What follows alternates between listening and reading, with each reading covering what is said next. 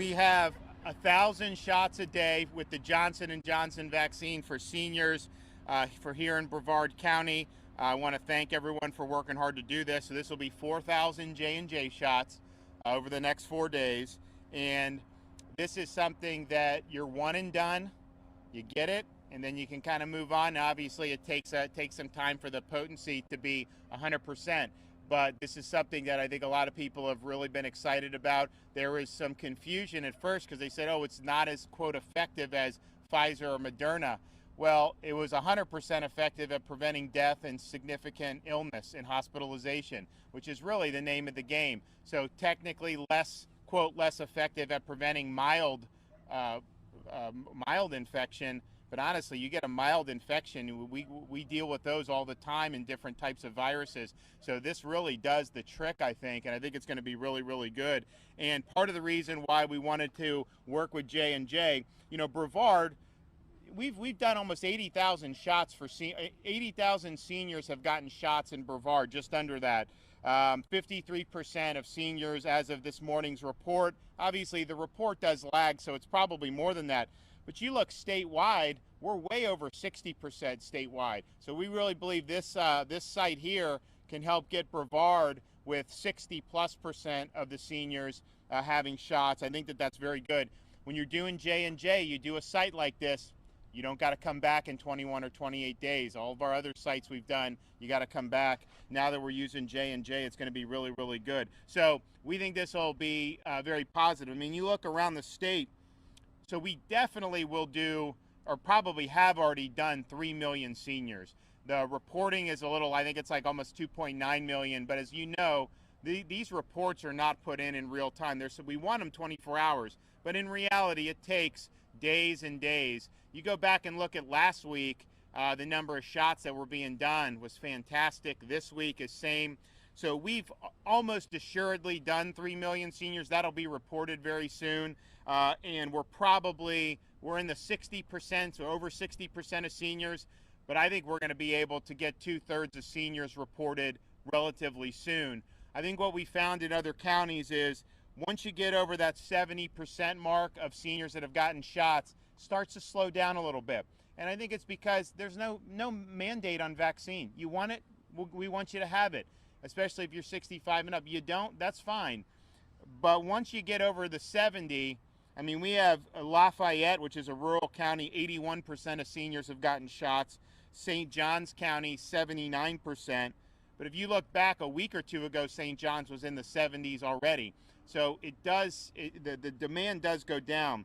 Nassau, 74%. Leon, 74% of seniors. Indian River, just south of here, 74% of seniors. Palm Beach County, 70% of seniors have gotten shots. There's a massive senior population there. We've done over 250,000 seniors just in Palm Beach County. We're doing more. Lake County, 67% of seniors. Alachua, 69%. Broward, really big county, 67% of seniors. So we've had a lot of success, and as I said, Brevard's done well, but we want to be able to get those numbers from the mid-50s up until the 60s. So I think this is something that'll be really good. If you look at what's happening on the ground, we did seniors first. We were the first state to do seniors first. We were the first state to do nursing home residents. We were ready to go on day one on that. We were the first ones to do seniors in the community. And obviously, we got a lot of seniors we got to get through in Florida. It's a massive state. You have seniors all over the state. It isn't like they're all in one part of the state. We have seniors all over. So we've done that. And the 7-day case average for seniors 65 and up, the rolling 7-day average, is down 84% from January 6th to March 8th among seniors. Is that the vaccine starting to help out? You know, maybe. We don't know. Rolling 7-day hospitalization average of seniors is down 79% from February 3rd to March 8th. That's a huge, huge decline. And then Florida continues to rank 41st. 40 states have higher per capita mortality for with seniors for COVID than the state of Florida. So that's really the name of the game there. Are you protecting seniors? And so we're in a situation here where Brevard, as I mentioned, is in the mid-50s for senior coverage. We think this is going to be able to get them even higher. Our retail pharmacy footprint continues to expand. We initially started with Publix. We were able to expand to Walmart and Winn-Dixie and Walgreens and CVS, and those continue to expand. It's a very good option for a lot of people, and particularly as we look to expand on Monday to below 65. We're going to do 60 and up, and we're going to go below that very soon too, and I'll have an announcement on that hopefully next week. But we right now have 97 Walgreens offering vaccine, 730 Publixes, 157 CVS, 119 Walmart and Sam's Club, and 43 Winn-Dixies. In Brevard, we have 22 Publix offering vaccines, 6 Walmart offering vaccines, 1 Sam's Club, and 2 Winn-Dixie. Now, Publix had reservations this morning.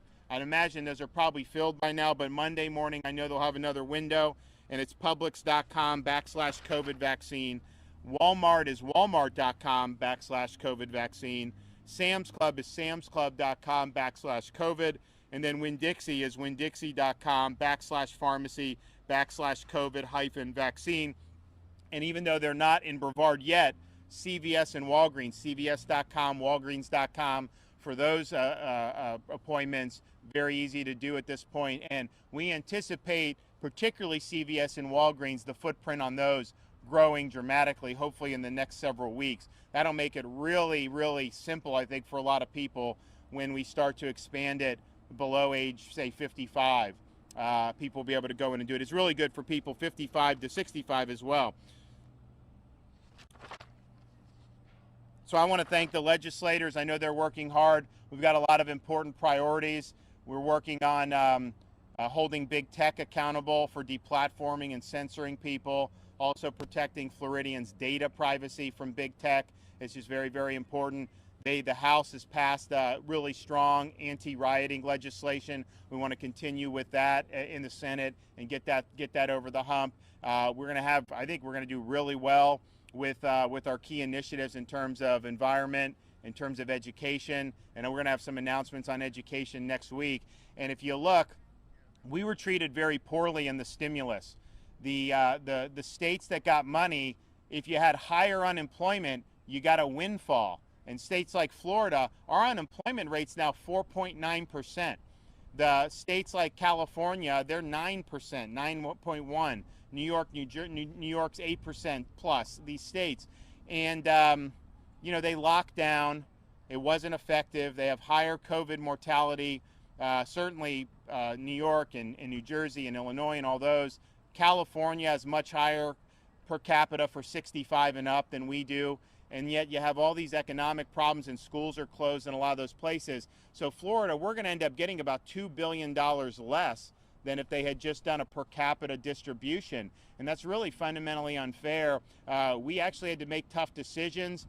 We really followed the data and made the right decisions about keeping kids in school, keeping the economy going, all these things that we've done. Seniors first on vaccine, and then for them to turn around and take billions of dollars from Florida and send it to these other states, that's not the way to do it. So we're very disappointed that the Congress decided to do that. And then finally, Biden last night said that they may have to impose more lockdown type policies in the future. I can tell you that ain't happening in Florida. We are not going to let him lock down Florida. I know they talked about restricting travel of Floridians. That's totally unacceptable. We said that from the beginning. But with vaccines now available, with the vast majority of seniors, 60+% of seniors in Florida, we're going to hit 2/3 of seniors very soon. Hopefully we can get it over 70% if the demand's there.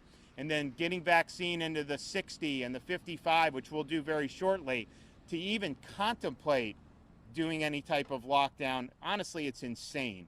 And so that's not going to happen in the state of Florida.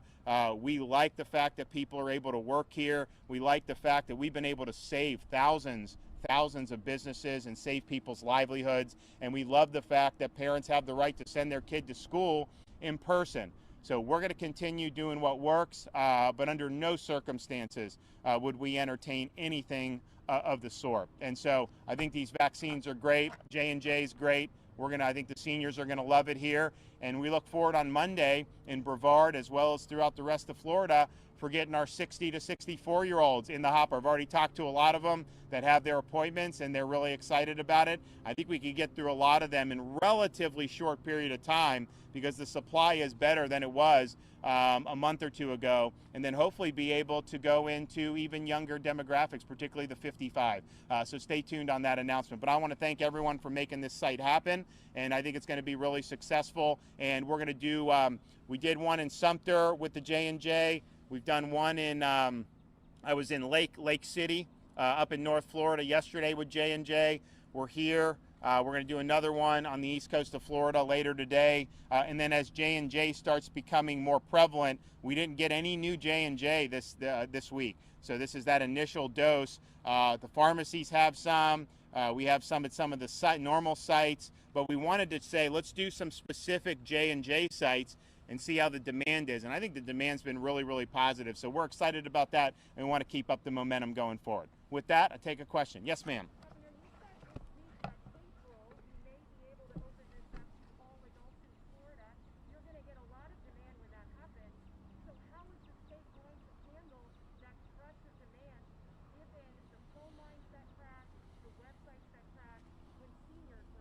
Well, so I think a couple things. One is we're going to do 60 plus starting on Monday.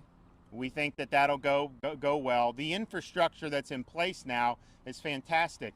At the end of December, when we were doing seniors first, we didn't have any retail pharmacies. There was no retail pharmacies that you could get it for at all. We were doing it primarily through hospitals, started to expand it to county health departments. Hospitals did a really good job, but I mean, they just weren't used to having hundreds of thousands of people crash on their system. Some of the counties weren't ready for that. We've obviously helped augment that with some state support for there. So I just think we're in a much different situation than we were there. But that's why we're doing the age gradually, because the 60 to 64, that's between 1.5 million and 1.9 million additional Floridians. Now, not all of them will want it, but a big chunk of those are going to want it. So you want to go through, do it. We have much more doses on a weekly basis than we did 2 months ago. Then you do the 55, and you get the sense of that.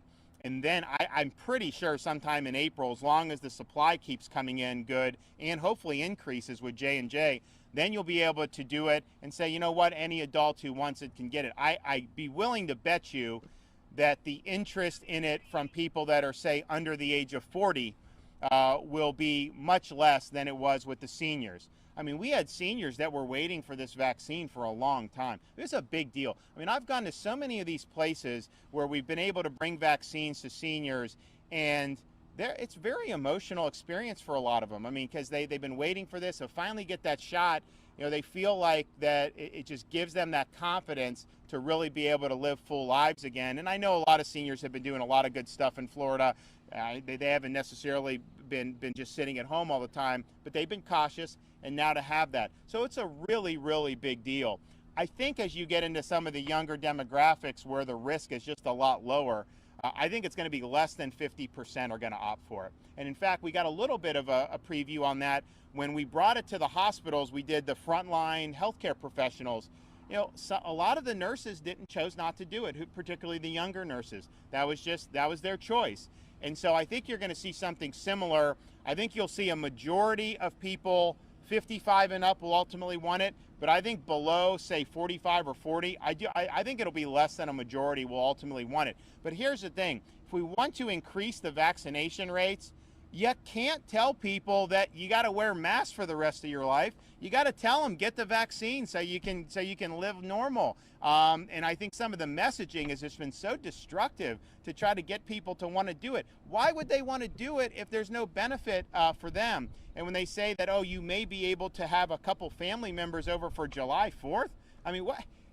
We've been doing that for over a year in Florida. I don't understand kind of some of this messaging. So I think we're going to be in good shape as long as the vaccine continues to come, as long as we get the anticipated increases. We've got a tremendous infrastructure. I mean, I mentioned the pharmacies. We have 730 Publix, I think, that have it now. CVS, we've expanded, but we could do a lot more with CVS. And so as the doses come in, boy, I think there's over 1,000 CVS's in Florida. So just imagine that in all these communities. It'll be very easy for a lot of people to get shots. So we're excited about it. Some states have waiting lists. Some states have a central website where everybody can go and get their name on the list, even if they're not eligible yet. Is that something for them? So what we've done, we try to work it. So the state isn't the one that is, we have different ways of doing it. And so ours is a more decentralized approach befitting a really big state, very diverse communities. And so what we have is obviously the hospitals were the first game in town. We have the county health departments. Some of them have done waiting lists. We have the retail pharmacies, which are really expanded, but that is not signed up on a government list and then transferred. You got to sign up on that directly, and that makes sense because you certainly don't want the government involved in that. We've done a number of events with church groups. We've done a lot of African American churches. We rely on the churches to reach out to their parishioners and bring folks in. And it's more effective that way. So again, that's not taking them off a government list. That's working with the community and saying, who do you want us to vaccinate? We'll do it. Same with the senior 55 and up communities. When we're down in Kings Point and Delray Beach, we're working with them to notify their folks, roster them, and then do it. So it makes it easier for different folks. And then we also are now getting it in physicians' offices, and then we're getting it in some of the health plans now have this. So a health plan is great, because they have people that they service on a normal basis. So say Monday, we have 60 plus. A health plan can reach out to some of their members and say, okay, you want to come in and get the vaccine, you do it. So it's a very orderly process, and I think it works very, very well. So that, I think, is better than trying to have it all centralized in the government and have the government be the one that is dictating all these appointments.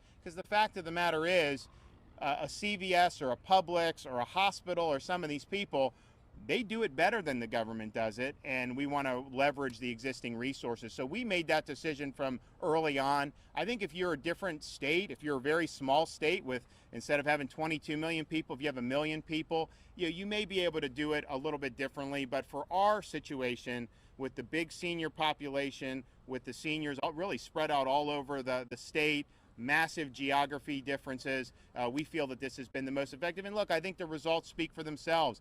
We've done millions of seniors. We're either number one or close to the top of the percentage of all vaccines that have gone to seniors, the total number of seniors vaccinated, and then the percentage of all seniors that have been vaccinated. And so it's taken, I think, a real multifaceted effort, and we're going to continue to do it. And as the 60 plus get in, we're looking forward to a lot of those folks being able to get the vaccine. I think you'll see hundreds of thousands of them over the next week that are going to be eligible, will likely be able to get it. We're also going to be making sure that if there are some of those very elderly people where we have a new way for them to contact us for the homebound program, we're very attentive to that because we understand that's going to continue to be an issue because not everyone has necessarily the internet or can do the phone calls or any of these other things. So if there's someone homebound, and we've done Holocaust survivors, we've done World War II veterans, we've done a lot of these really special people, and we want to continue to be able to do it. But I think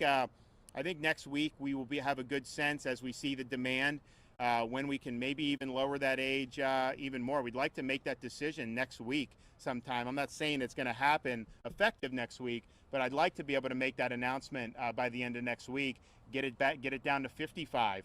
And I'm pretty sure by the time March is up, we will have all 55 and up, no questions asked. And then surely some point in April, depending on demand, I think it'll be open to all adults who want it. And so that's exciting. And I think that's, if we were here a year ago, remember they were saying vaccines take years to do. No one, all these guys, all these experts were saying you couldn't do it, it wouldn't happen. We're in a position where we may have 2/3 of our seniors done like on basically a year after the whole pandemic was declared. That's pretty incredible. I think it's a testament to America and a lot of the ingenuity that we saw with Operation Warp Speed. Okay, very good. Want to do some photos or whatever? Okay, where are we going to go?